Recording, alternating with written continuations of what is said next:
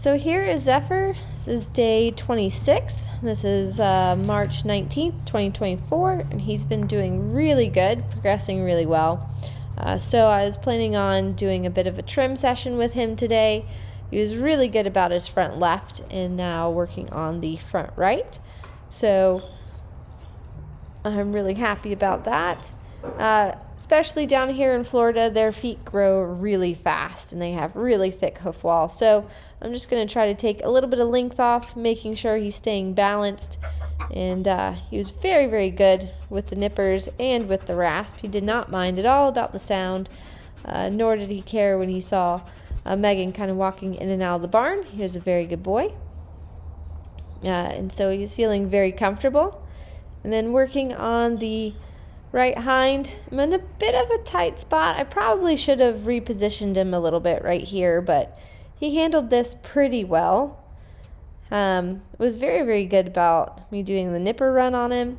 And then just kind of when I went to pick up again, I'm just working here with the rasp.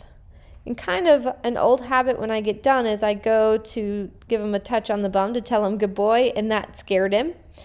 And a little bit with this shirt, with the writing on the sleeves, can sometimes catch them a little bit off guard. So it just caught his eye just right, and he was a good boy because I was in a bit of a predicament spot. But that is something that we'll have to work on because farriers tend to do that. They will pick up the hind foot, and then when they're done, they place their hand right there on that hip. So that's just something for me to know, to work on, to help him be comfortable. He just got scared. So just going to reassure him here and go back and kind of finish out with the rasp, making sure I bevel the edge. And again, he has really great feet and he's handling it like a pro. So he's totally fine about me coming in at the shoulder. It's just that one little spot. So I'm going to make sure I give him lots of scratches right here because that was a very good boy. And then working on the left hind. Again, he's feeling pretty comfortable about it. And finishing up this foot with the rasp. So I'm going to give him a rub there. And he was really good. So after that, decided to take him out to the round pen to do a little bit of prep work. So working with the rope again. This is a nice soft cotton rope. And he just gets, every now and then, he just gets a little worried. But I tend to not really focus too much on it. So I'm just going to ask him to move around. He's got the rope on his back, and he's had this before, so I'm just kind of reiterating again.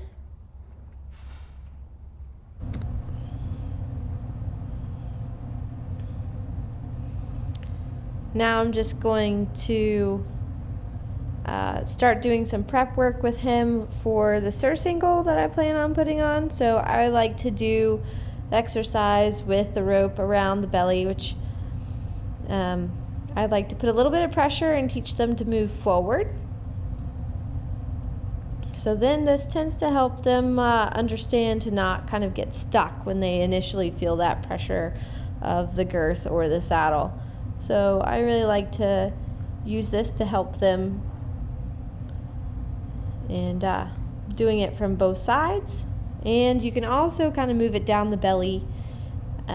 So they, again, because if you're to use a Western saddle and have a back cinch, all those things are really important in the prep work.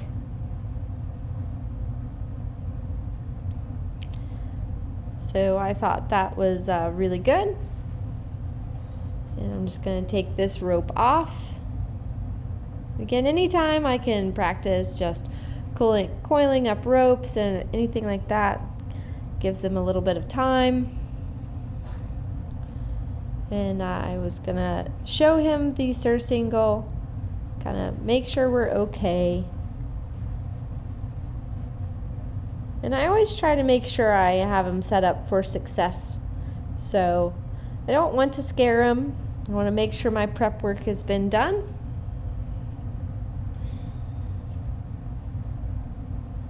He's a little bit concerned because it's a little bit different. And always when I do the first up, I never do it super tight, just a little bit, so he can have the feeling there, and then asking him to kind of walk forward.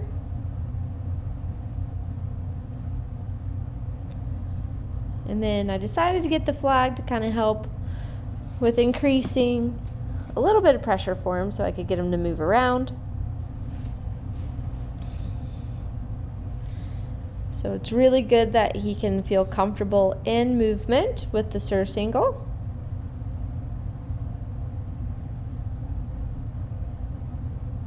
And I thought that was very good.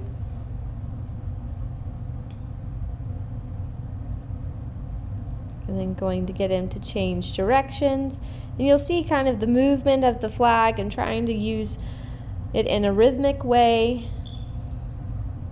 Also trying to create a little bit of sound for him, so when he wants to slow down, I can increase the energy, increase the pressure a little bit.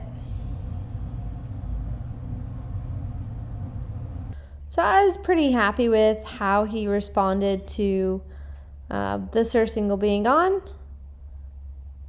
and pretty good about it taking off, no worries there. So then I figured I would do some bareback work, working on kind of getting on him, and I've been doing the little instances, building up the little blocks.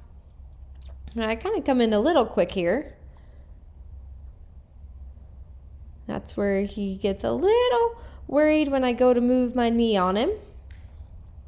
So I'm just going to try to work through this a little bit. And he's been pretty defensive about his body from the beginning, so that's why I did a lot of the work in the wash rack and just getting him to kind of release to my touch, because it was worrisome to him. So I'm just gonna sit here, and I actually don't mind if they move forward when I get on. It kind of helps everybody stay a little bit more relaxed, honestly. So here he's standing still, and I'm just working on kind of wiggling around, rubbing him on his side, talking to him so he can hear me. And that was a really good boy, because even though he got nervous, he still held his emotions together. So I'm going to give him a minute there, because that was a big deal for him.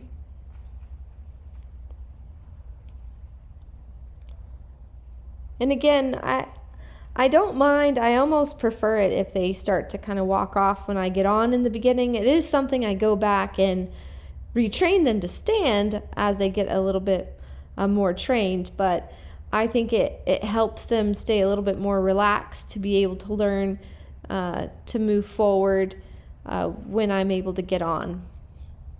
So you'll see I am using my right hand so he can see that in his right eye, and then I'm working with my right foot over so he can see that. Still feels like it worries him a little bit, so I'm just trying to work on inches and seeing if I can scooch that leg down, and then giving him a release. So trying not to make it super long when I'm up top, keeping the sessions kind of short, and then again just making them building blocks so he can build up his confidence.